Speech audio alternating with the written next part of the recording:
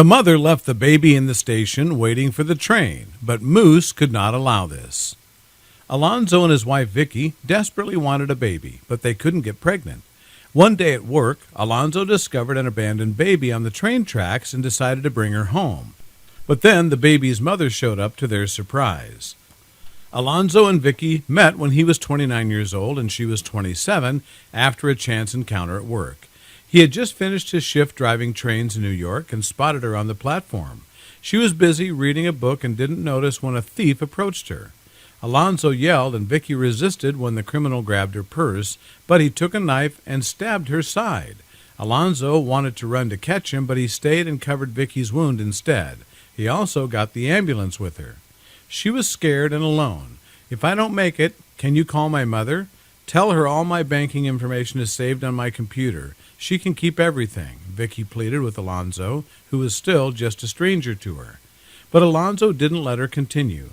"You're going to recover from this. You are young and strong. You can do this," he said vehemently while holding her hand. Luckily, the doctors patched her up and said that she would have a full recovery. Alonzo visited Vicky every day at the end of his shift after that, and they got to know each other. They started dating when she was discharged and married a year later, as their dreams aligned perfectly.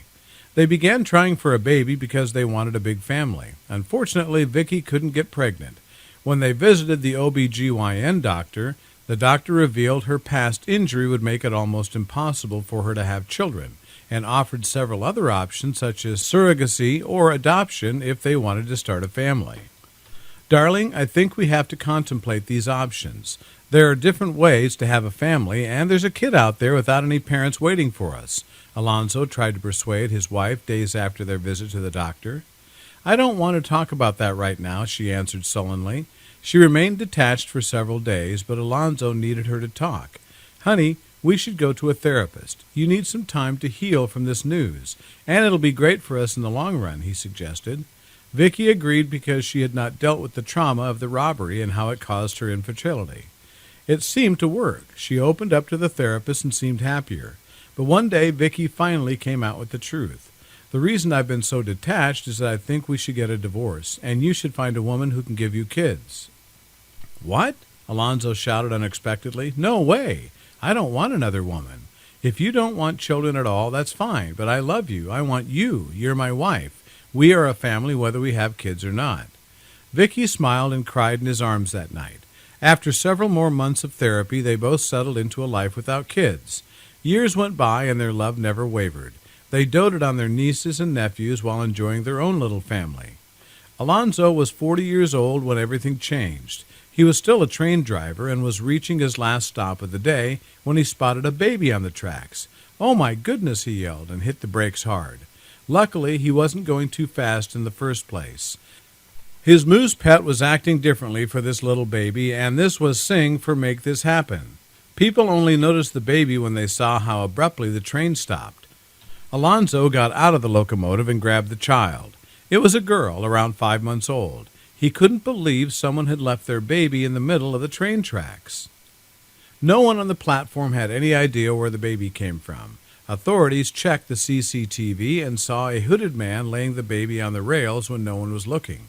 But he left promptly, and there was no way to identify him because he didn't buy a train ticket. The police called CPS, which instructed for the baby to be brought to the hospital first. Alonzo asked what hospital, and then went home to pick up Vicky. She didn't know what was going on, but followed him. They got to the hospital and talked with a social worker, Janice. "How is the baby?" Alonzo asked her. Vicky frowned at him, as she still had no idea what was going on. Janice looked at him and answered, "Oh, the doctor said she'll be fine. Babies are surprisingly sturdy." Alonzo finally explained to Vicky what had happened at the train station, and she knew why he had brought them there. "Janice, is the baby going to an orphanage? Can we be her foster home instead?" she asked. "Oh, I see. You'll have to take classes, fill out paperwork, and be approved, but it's doable, especially since your husband managed to save that baby by stopping the train on time," Janice answered. She took the baby while the couple made arrangements to bring her home. After 2 weeks of inspections and going to class, Janice signed her approval and gave them the baby.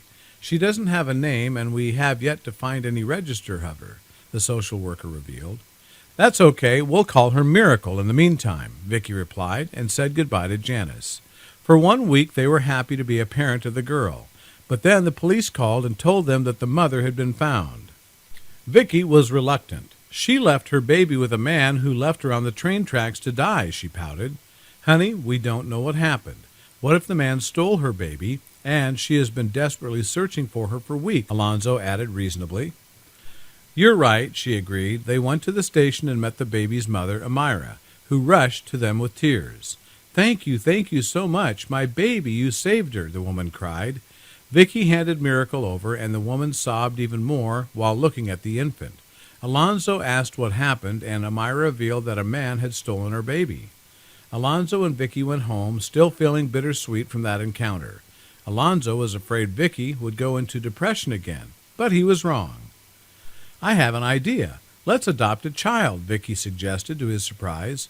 "You were right years ago. Dahlia was not meant for us, but a baby out there needs parents. Let's do it," she encouraged. Alonzo smiled at his wife and agreed wholeheartedly. A year later, Janice introduced them to a 2-month-old girl abandoned at a fire station. They named her Miracle. Another kind man changed this baby's life. A railway station announcer decides to adopt a lost kid abandoned by his mother. Months later, he finds his ex-wife's ring in the boy's pocket, and what he learns after was a bigger surprise. Sam was a 28-year-old railway station announcer who had to go through a gruesome divorce process with his ex-wife Sarah. He was not wealthy, and he and Sarah had gotten married at early age of 22, only to separate 2 years later. During their time together, Sam worked as a cleaner at a local railway station, but was promoted after management saw his potential.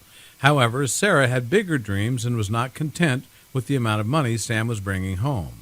Sarah always demanded more things from Sam, even though he could not afford them. She grew tired of this kind of lifestyle and left Sam for a rich man. Sam was heartbroken, especially since he had always dreamt of becoming a father. He had no time to find love again, and he was busy working at the station.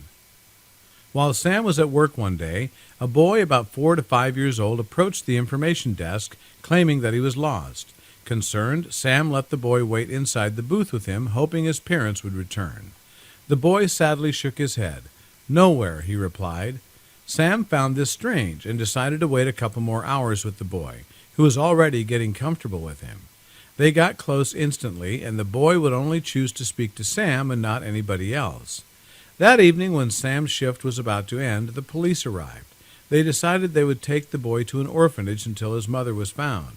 But seeing the poor, innocent boy looking frightened to be around strangers, Sam asked if he could become the boy's guardian while the police searched for his mother. Luckily, the police agreed, and after signing some papers, Sam was allowed to become a foster father to Chris. They went home together that night, making themselves a delicious homemade spaghetti and meatballs dinner. "This is my favorite food," the young boy said as they were about to eat, and Sam couldn't help but smile. So this is how it feels to be a father, he thought. This decision was a no-brainer for him. He filed for adoption, hoping to become Chris's dad forever. Chris couldn't be happier about this, claiming there was no place he'd rather be. "Thank you, Dad," he said, hugging Sam, and this warmed Sam's heart.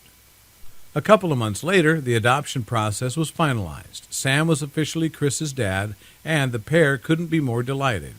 One night, Sam went into Chris's room to kiss him goodnight. As he entered, the boy abruptly hid something behind his back pocket. "What are you hiding there, young man?" Sam asked curiously. "Nothing, Dad," Chris replied. Not convinced, Sam reached into the boy's pocket and pulled out a gold ring. Then his eyes widened in shock. "Where did you get this?" he asked his son. Sam was sure that the ring was his ex-wife's because it had their initials engraved on it. Sam hugged Chris. "Don't worry, son. Nobody's going to take that away from you. You didn't need to hide it from me," he assured him. That night, Sam couldn't sleep. Could Chris be my biological son, he wondered? Could Sarah have been pregnant before we separated? To ease his worries, he decided to do a DNA test.